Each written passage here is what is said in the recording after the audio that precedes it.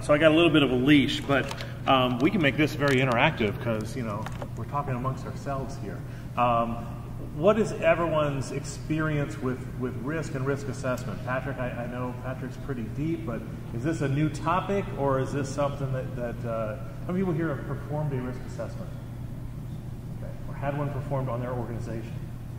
All right, so that's a good start. What I want to talk about is what we really want to get out of a risk assessment. Why do we perform them at all? A lot of organizations will perform them because they have to.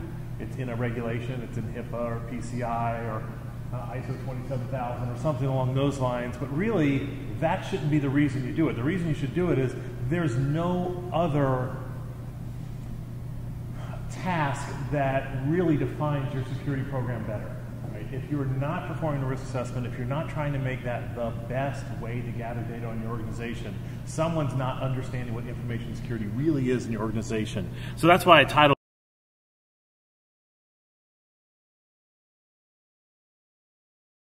Why Lead with Risk? Maybe we just should ask this question, right? How do security organizations lead? You know, within your own company or a customer's company, think about there is someone who is in charge of information security. Now, it's not the director of IT, it's not the guy who's in charge of all the firewalls. That's a part of the security community or part of all the controls. I'm talking about they know that they're compliant with HIPAA. They talk about incident response. They work with physical security in case there's an internal problem and escort the person out. I mean, they're overall everything in security. And how do they lead? And when you lead, whenever something's important to you, you have to measure it, right?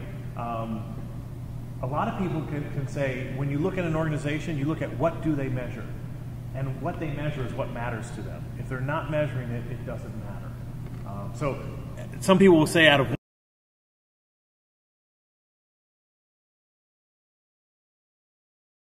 their mouth, they'll say information security risk is very important, but they don't even perform risk assessments, or they do these really crappy survey-based things, etc. Right? And that's not really leading with risk. So if they don't lead with risk, how do they lead? This is what I see in organizations out there.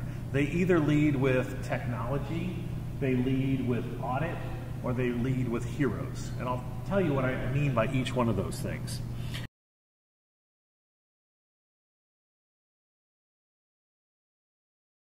Technology-led strategy.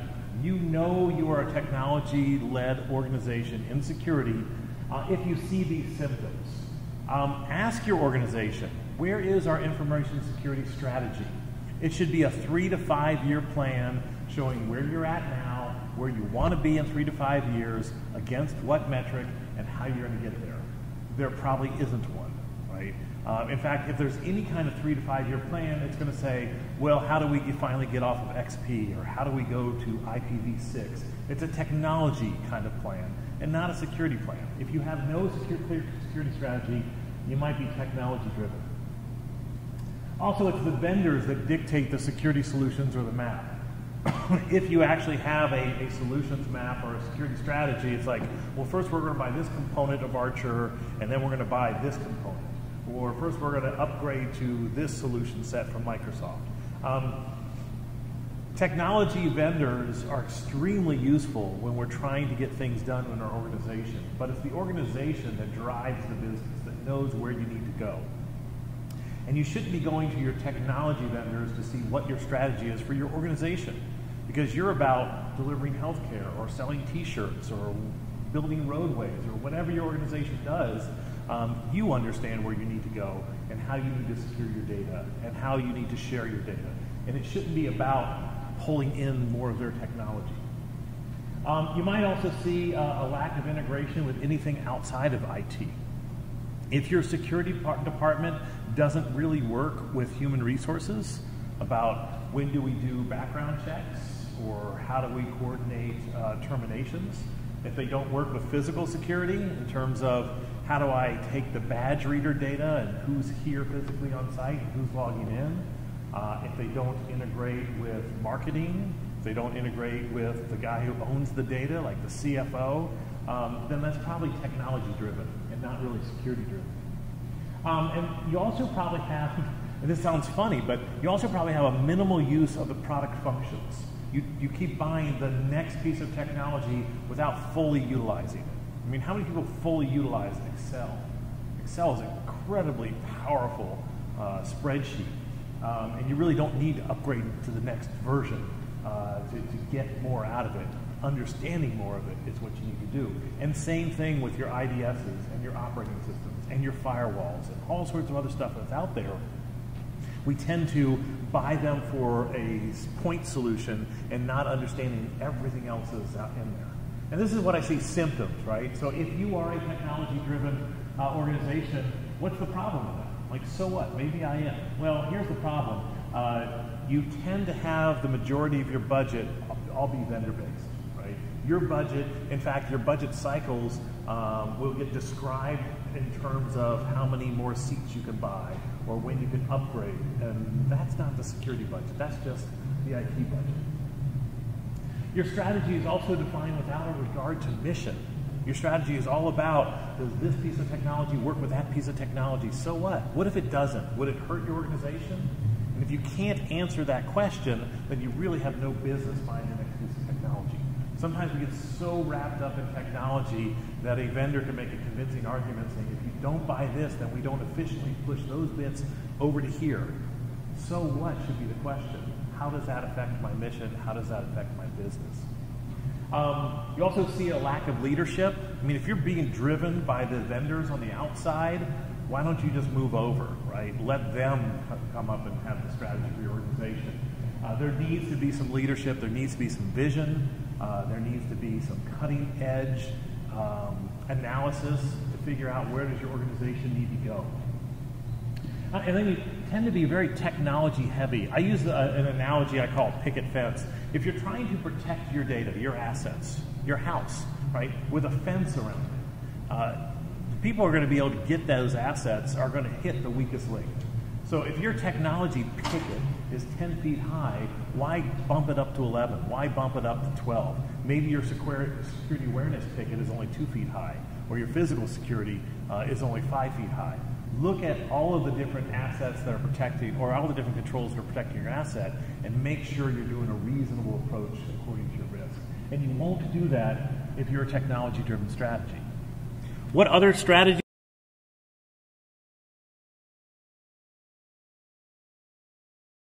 do I see driven? Audit, right? Now audit, it's an easy trap to fall into, right? You have an audit, the auditors give you a report and say, here's what's wrong, here's what you need to fix.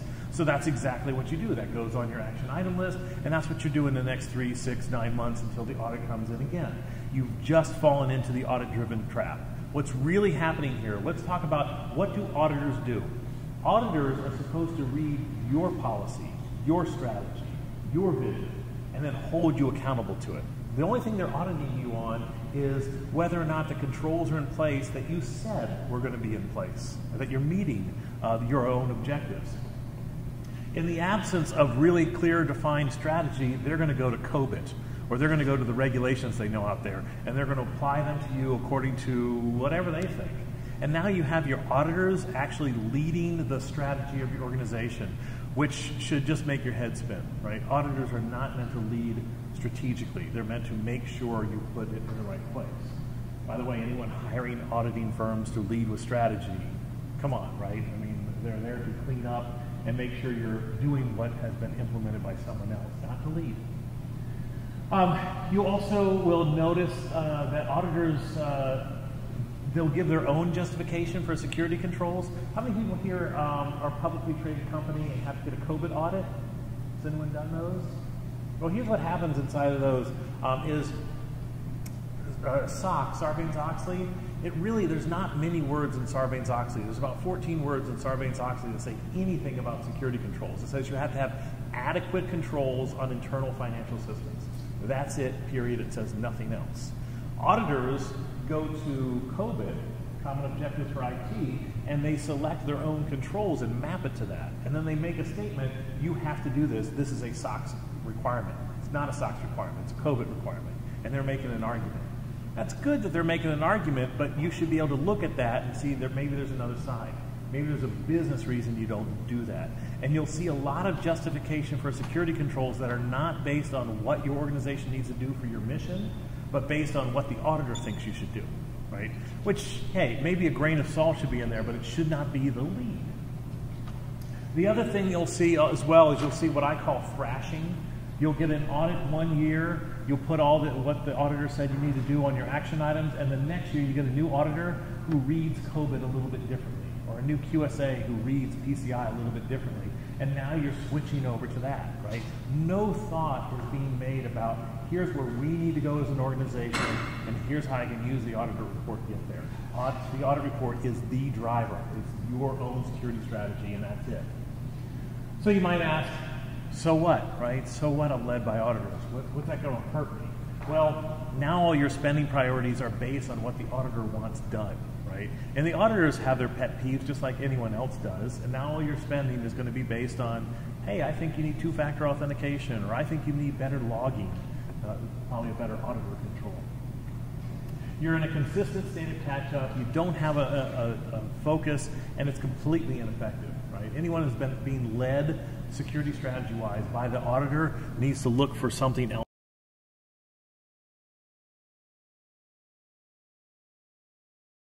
to lead with. The last thing I see led with, and I see a lot of organizations defending this, especially small organizations, I call it the hero-led strategy. And the hero-led strategy is we hired a really smart security guy. And I'm just going to take that on the surface. It is a really smart security guy, right? And you're doing everything they think should be done. Well, what tends to happen with the really smart security guy is we don't have any clear roles and responsibilities. So if I go in there and say, hey, who's in charge of doing pen tests? The guy's going to raise his hand. Who's in charge of the IDS? Who's in charge of talking to vendors and bringing new technology? He's going to say, absolutely I am. Why is that? Because it's fun. Right? Go talk to any security engineer and say, hey, you want to do a pen test? They're going to say, heck yeah, that's a lot of fun, right? Or trying to physically bust in places, that's a lot of fun. What security engineer out there is going to raise their hand when you say, hey, we need to make sure our security awareness training program is consistent with the new omnibus bill for HIPAA? Ugh, that's kind of boring, right? And since you don't have that role and responsibility, the hero is not going to work on those kind of things. Are those things unimportant? Not even, right? They're very important. There's a lot of stuff that's important in security that is, it's doing the dishes, right? We've got to do security awareness training. We've got to make process. We've got to log data. We've got to do backups. We've got to write incident response plans for disasters that we hope and probably will not happen, but we got to do it. And if you don't have those clear roles and responsibilities, they just don't get done. You probably don't have formal project plans. So even though you hired a hero who's really good at pen testing, when's the next pen test going to be done? Well, as soon as I get done with this. When's that going to be? I'll tell you, right? That's what's happening, right? It's not that they're doing one every quarter, or they'll tell you October 10th will be done with that. There's no formal plan, there's no formal budget, there's no formal way to look at what other tools are out there and when to integrate them and see if it's useful or not. There's a lot of going to conferences and a lot of buying technology. It's also very difficult to budget something like that because we don't know what all the tasks are, what's coming next. We don't have a lot of data on what's effective and what's not. We're just being told it's all really good. And it's a lot of moving from fire to fire. Things are almost let to happen so that they can go in and they can go in and rescue. That's kind of the definition of the hero, right? They are a hero. In fact, that kind of behavior gets rewarded, so it gets repeated. So if someone swoops in and says, wow, you know, the people down in the customer service area, they really got hit by, you know, social engineering click-throughs, you come in and you clean it up and work all weekend, you're the hero. Well, why did it happen in the first place? Right? You could have done security awareness training and maybe even blocked it from happening. You could have written a hardening guideline, which would have increased the security of the browser, which would not have been fooled by clicking on that link. You could have implemented certificates for email, so when you receive an email from someone, you really know it did come from your boss instead of just from anybody. And the hero mentality gets reinforced, and that's a problem. So the disorder here, why is it a problem, is initiatives are equal to the interests of the heroes. The heroes will direct what your security program is after what they find interesting, which is not always to the benefit of the organization. It's also a not repeatable process. If that hero leaves, which they're likely to do once they get bored, you don't have anything to fall back on. You don't know what your process is and how you're going to do things. You'll fail most non-technical areas of audit. So when the auditors come in to look at your security program, the firewalls will be pretty sharp, the pen testing was probably done right, everything else is going to be a big fat zero, and that's no good. And you're extremely reliant on individuals. When those individuals leave, your security program was really nothing more than just their own presence is all you had going on.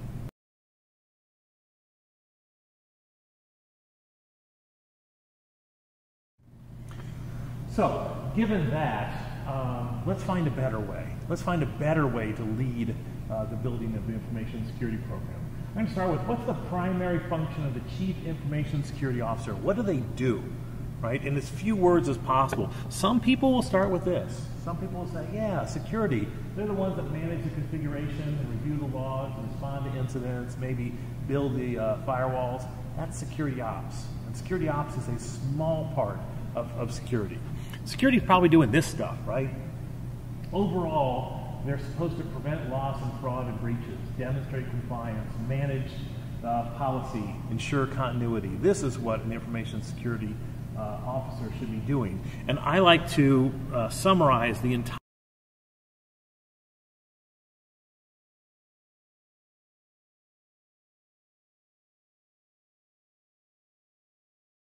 thing with this. The primary function of the senior-most security person at your organization is to reduce information security risk. Can we get any more elegant than that? Does anyone disagree?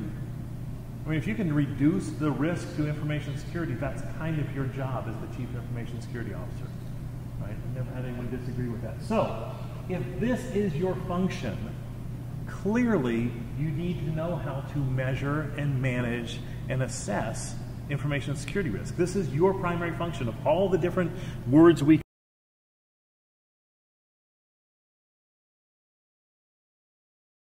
use to describe your job, it's to manage information security risk. So clearly, you've got to handle that.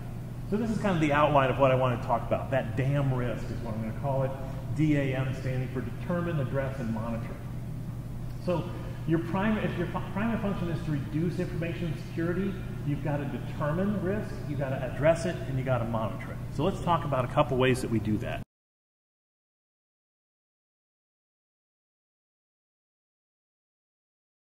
The first way is to determine risk, you've got to measure it.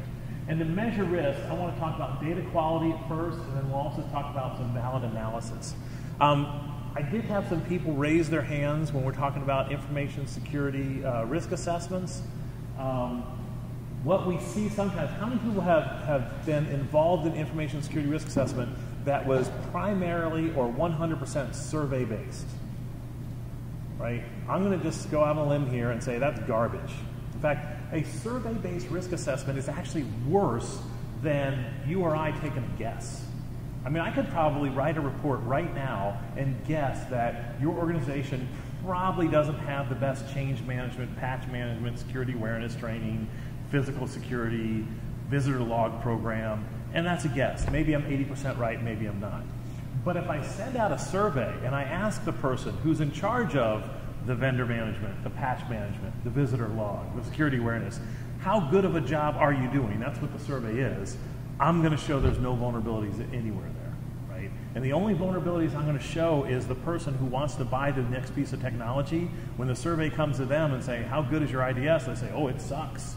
It's 9 months old. I need a new one. And that's the risk that you get out of the organization, is just those people who are willing to point out something that they want to do again, right? It's worthless, and actually it's worse than a guess.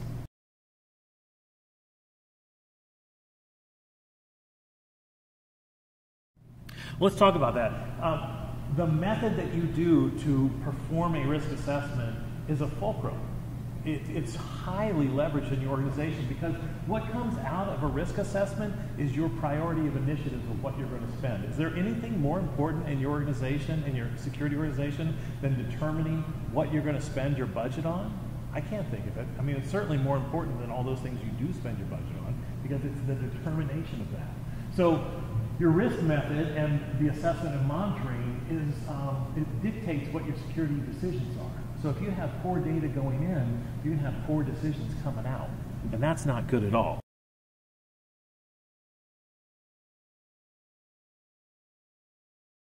Let's talk about data.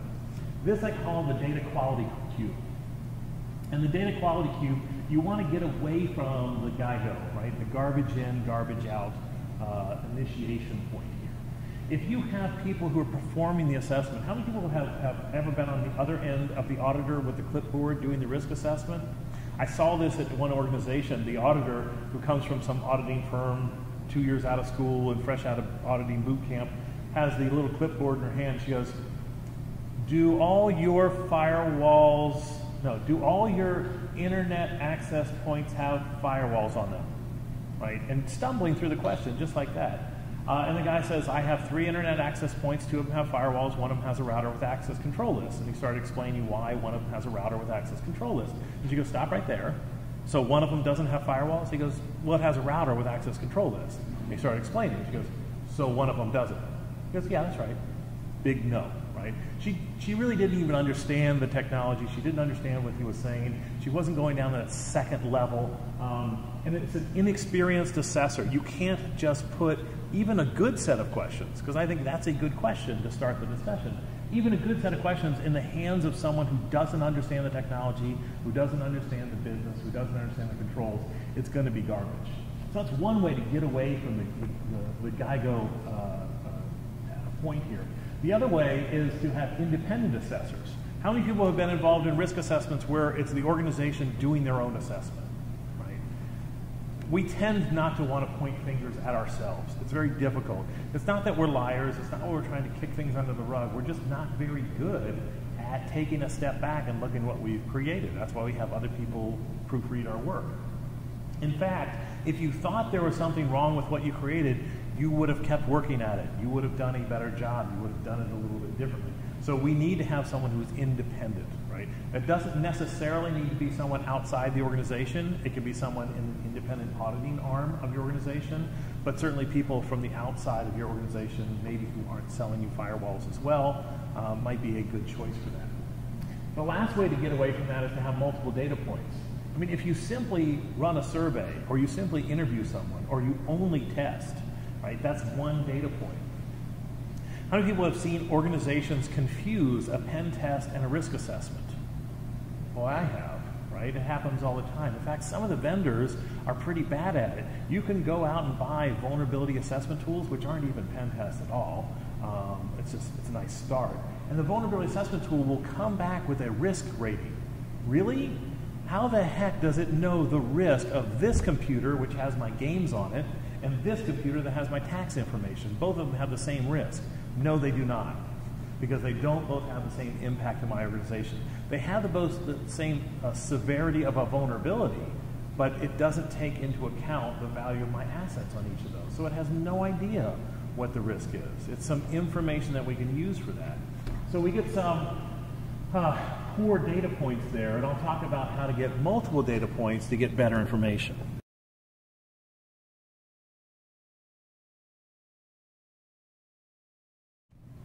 And that's what I wanted to talk about here. I wrote a book back in 2006, and I updated it in 2011. And the key, the middle of it, is just, it's all about how to do a risk assessment, right? Not what good are they, but how to actually perform them. Given any control, what questions would you ask? What tests would you run? What inspections would you look for? And it basically said there's 5 ways to collect information on any security control. I can review the documents that are available, policies, procedure, vendor docs, user manuals, whatever. I can interview people about their jobs or their roles or responsibilities or how they set things. I can inspect the control itself. I can observe behavior, like what happens when I visit the site? Do they give me a visitor badge? If I take it off and put it in my pocket, what happens? That's observing behavior. And then lastly, I can test. I can test things like doing penetration tests or social engineering or things along those lines.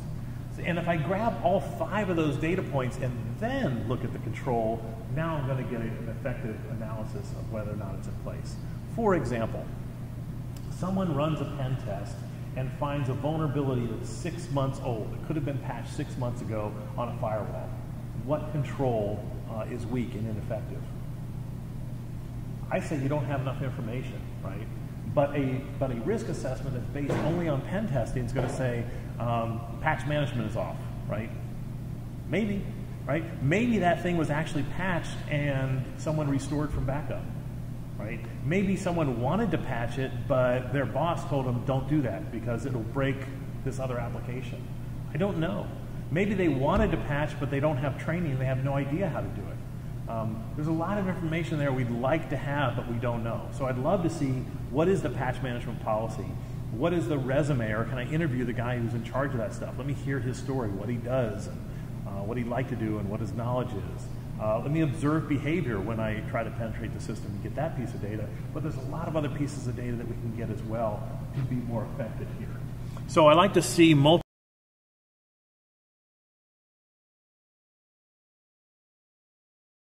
points of access to get information. Lastly, when we talk about getting the information for risk analysis, I want to make sure when we say risk assessment, we're really talking a risk assessment. On the bottom here are some things that are sometimes pawned off as being risk assessments, and they're not. You've got to run a vulnerability scan for PCI. You should probably be doing it for most organizations anyway. It takes minutes. It's pretty easy to do. It might even come out with a risk rating. It is not a risk assessment. It is very useful. It's a lot of good data. It's not everything, and it's not going to get at all the impact to your organization. In the same breath, a pen test is not a risk assessment either, right? It's only looking at some of the controls in the external interfaces. Nor is a security audit, nor is a compliance audit, nor is a gap assessment. All of these things are just looking at the controls that are in place without a prioritization of what will be the impact to the organization, right? In fact, a risk assessment is going to be looking at a lot of these things. And this is a talking points kind of formula. I don't want anyone to come up with numbers for each one of these things and start multiplying and dividing. That can be kind of dangerous. But you are looking at what's the value of the asset, how big is the threat, how large is that vulnerability. The more valuable the asset, the bigger the threat, and the larger the vulnerability, your risk goes up. And that's what that equation means. And the more controls you put in place, the risk goes down, right? And a risk assessment needs to consider all four of these elements. If it's not considering these elements, it's not a risk assessment.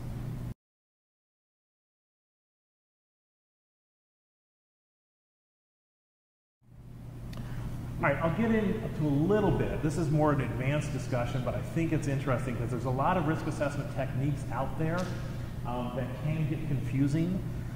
This goes along the quantitative versus qualitative argument, which the industry is kind of ready for, but not quite there. And one of the things I see out there, and this is even the NIST approach or the NSA approach or some other approaches that are out there, they ask you to do a ranking on all those things. Rank your asset on a scale from 1 to 5. Rank your threats on a scale from 1 to 5. Rank your vulnerability on a scale of 1 to 5. And then go ahead and just add all those numbers together. Time out, right? When you rank something on a scale from 1 to 5, that's called a Likert scale. And a scale from 1 to 5 is a qualitative measurement. I may be using a number, 1, 2, 3, 4, and 5, but really it's just a guesstimate, right? It's a qualitative measurement. Just like if you ask, what was the quality of your food? And you say, well, it was poor, it was fair, it was good, it was excellent. Well, what does good versus fair mean to you versus you? We might have different definitions of the words. How much better is good food than fair food? Well, by that Likert scale, it's 25% better.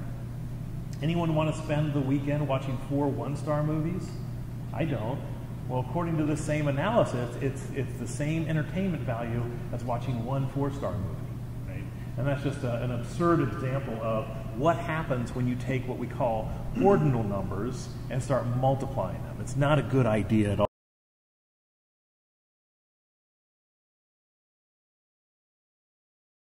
Right? So an ordinal number is a number that has order.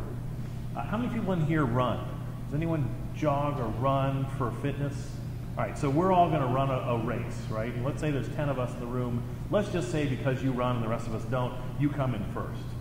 Whoever comes in second, right, are they 10% slower than you? Not likely. They might be 20 or 30 or 40% slower than you. But a number 2 is just behind a number 1. And a number 3 is just behind a number 2 and a number 4, etc. And we tend to put some value and meaning into those ordinal numbers that was not intended. All it means is he crossed the finish line first and someone else crossed it second. And we don't have any idea of how much better or worse that was. And you can get into lots of problems there. Cardinal numbers are numbers with order and scale. So if I say, how much did that lunch cost? Well, this one was $2, this one was $8. The $8 lunch cost 4 times as much. I can do that analysis. Math makes sense with cardinal numbers. It makes no sense with ordinal numbers.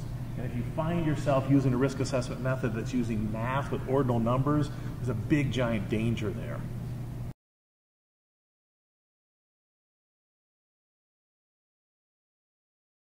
You've probably seen the matrix. We call them stoplight or heat diagrams. And if you run a line from the origin up to the top point, it's symmetric on both sides.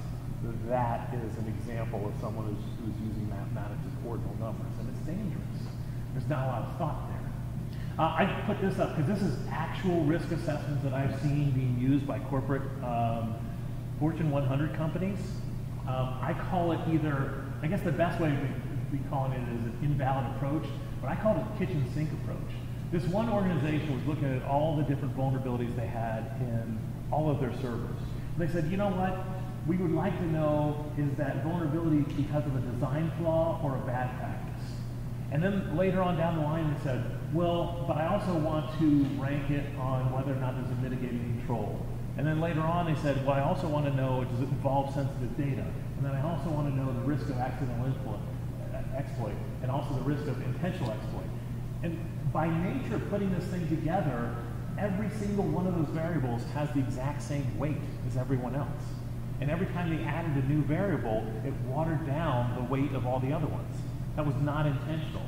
They just kept throwing more and more variables, which I will agree, those variables are interesting and have some impact on what they were trying to get at, but they weren't making any analysis to that. They just kept adding it to the mix in the same proportion and watering down everything else. Completely unintentional, but certainly not mathematically relevant at all either. So we see those problems sometimes. Yes?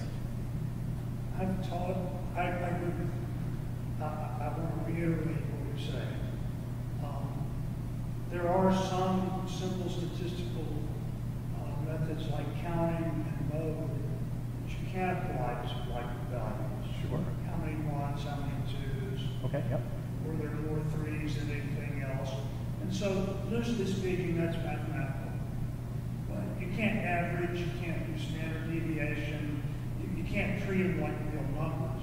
You can also count up the number of apples in a basket. So, what puzzles me so much, I'll give you an example here. There's this outfit called the World Economic Forum, and they host this big meeting in Davos, in Switzerland every year. It costs $70,000 just to attend. It's the presidents of countries and all this kind of stuff go to this meeting, and they publish a global risk report every year. It's gorgeous. Sexy graphics, use of colors, and all this stuff. They survey their 500 economists or whomever on Likert scales. You know, just understand, these are supposed to be the world's foremost experts on risk. And they present the results out to 2 decimal points.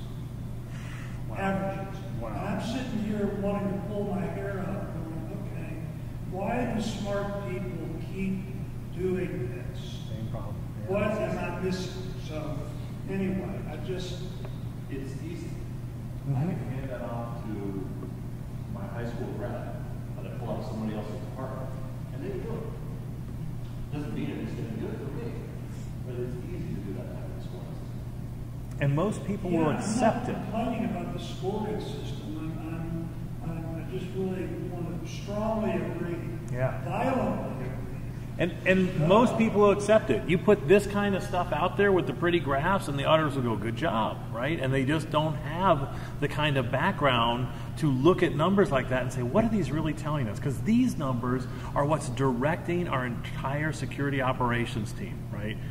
Determining our budget, determining our initiatives, telling us how good of a job we're doing reducing risk, and we're not looking at them carefully enough. So narrative clarification.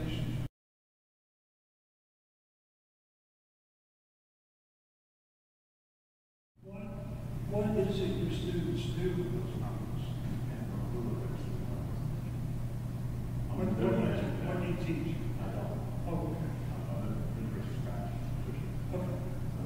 So, But we have multiple non-IT positions to move things. You think that then you learn a lot of that, you don't have to regret it. I see what you're saying. Yeah. All right, so let me go to the next point in that damn risk, right? So I'll go to the A part, and that's addressing. So let's say you figured out how to do a risk assessment, and you figured out here's the highest priorities. What do you do about it, right? Well, first of all, understand that security is not a security thing specifically. It's a business thing. I like saying, think about MBA, not CISP. Right? Because it's all about how will this affect my business, and it's okay to accept some risks if it gives you a business advantage or it costs too much. And there's other risks that may be way down the totem pole that you're not going to accept because it's what you lead with. It's how you define your organization, or it would be catastrophic if it ever did happen. I'll also talk about some risk solutions and some control interactions.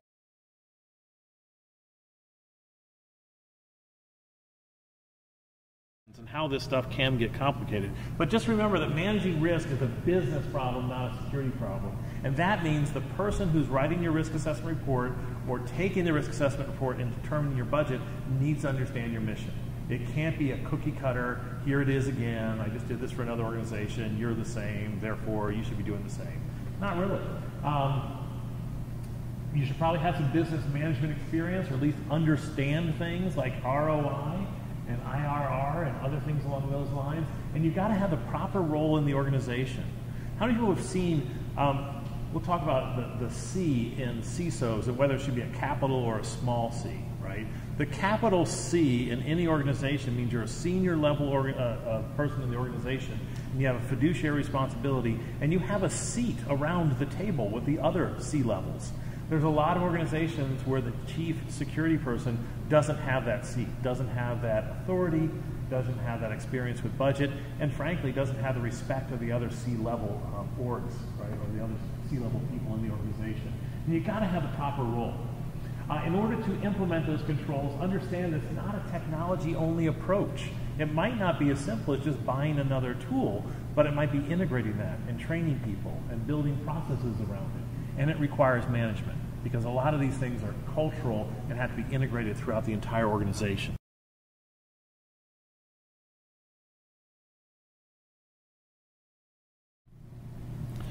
So another way of addressing it is understand that reaction's not really a strategy. I mean, you can hop from fire to fire, but what we'd like to see up at the C-level suite, we'd like to see governance and operations and productivity, etc. These are the kinds of things that we look for in a solution that's going to help our organization. Integration is difficult too. You don't just say, hey, I'm going to buy an IDS. And it's not just an IT project. It's an entire project that can impact the entire organization. Let me show you what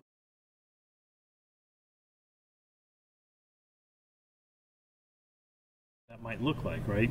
So if you just look at the intrusion detection system, say, hey, I'm going to buy an IDS, that would just be the middle square there. And it's not just buying an IDS, but what is your intrusion detection policy? What are you going to try to document? How are people going to be trained on it? How are you going to spot an attack? What other systems in the organization are you also spotting attacks, like the 1-800 number? Who's going to respond? Because an IDS is just an alarm system. How many people put alarms in their house without knowing what are you going to do when the alarm goes off? How will people respond when the alarm goes off? That's your disaster response plan. What kind of physical access will people have to it? What kind of logical access will they have to it? What kind of oversight will we have on those people who have logical access to it? And what kind of training is needed? Right, so just looking at the simple, I call this the 9-cell, and if you've seen any CISSP training, you've seen the administrative, technical, physical, and the prevent, detect, correct kind of slides. Just taking a simple 9-cell around that system shows it's not just buying a piece of technology, but it's wrapping a whole project and an integration inside your organization. And when risk assessments conclude and say, hey, PCI says you have to have an IDS, go buy an IDS, that ain't it, right? There's a lot that goes on there. It has to be tied in with your incident response. You have to get training. You have to know what it's going to enforce, etc.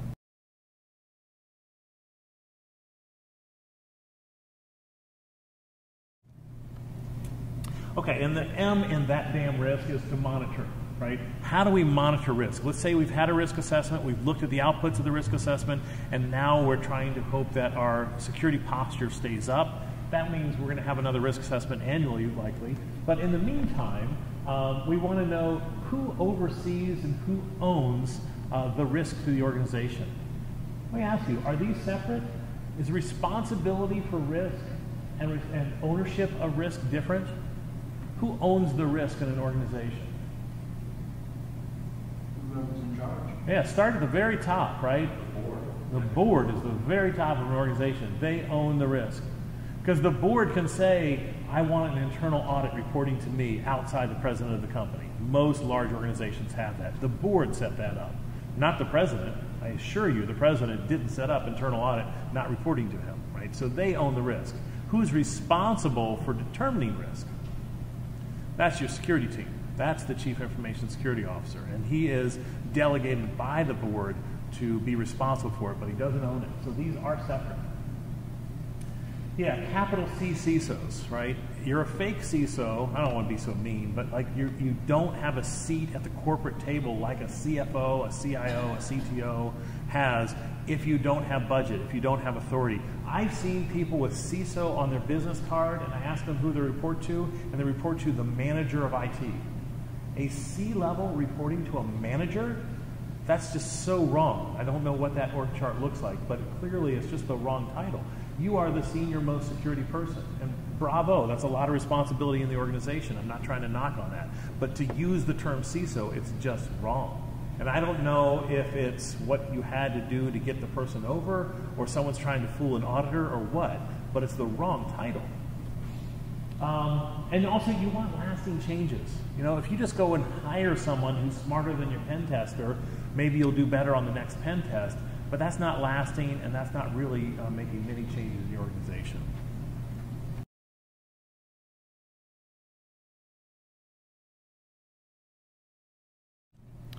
All right, so yeah, somebody owns risk, and it's not IT, and it's not security operations, right? The people that own risk, it starts at the board, and it sometimes gets delegated down to a line of business owner. Maybe to the CFO, maybe to the guy who's in charge of the sales force, maybe the guy who's in charge of product. It gets allocated down to that. Somebody owns security risk management, and their roles is not limited to security operations, not limited to IT. It's all security controls.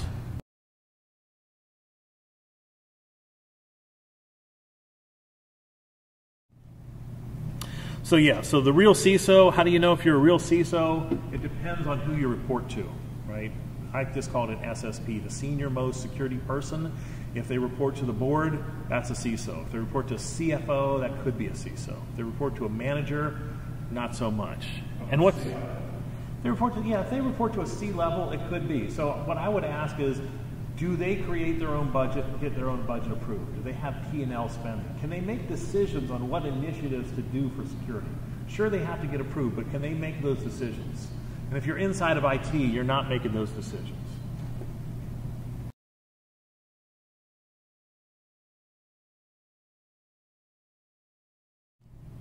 Here's some failed approaches at implementing. These are things that will not last. The old patch and proceed, right? We're fine. We bring in a hacker to show us how he can break into our system, and then we patch all that stuff. And then when we bring him again, he shows us that we're still vulnerable, and then we patch that stuff. I guarantee you, if you told your pen tester saying, hey, you just finished your pen test last week, and we've patched everything, I bet you can't get in again. Does anyone want to make that bet? I don't. He's going to get in again. Right? Which means he didn't show you everything that was wrong, or something else went wrong. And if your only approach to security is to patch and proceed, or test and patch, you're not getting it, right? That's really not protecting you at all. It's a very dynamic process, and the testing is incomplete knowledge. There's also the hire and forget, right? You can get heroes, you can get real smart people, but they don't work 24/7 and they don't stay forever. And they're not looking at everything.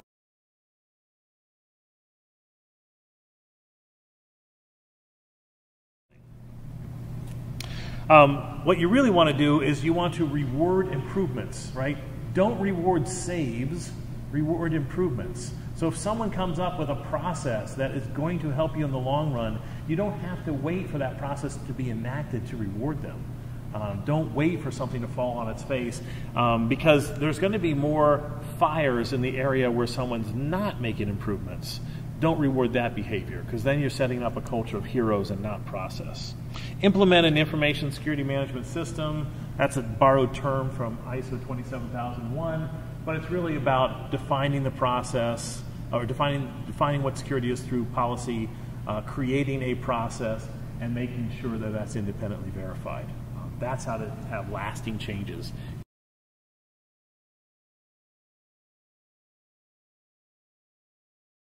Security and lead with risk. So that's the session for today. It's mostly about risk assessment and risk management, but hopefully I've made the argument of why your information security team, if they're not doing an in-depth, defendable risk assessment and not leading with risk, they're not really leading the organization to better security. Thank you.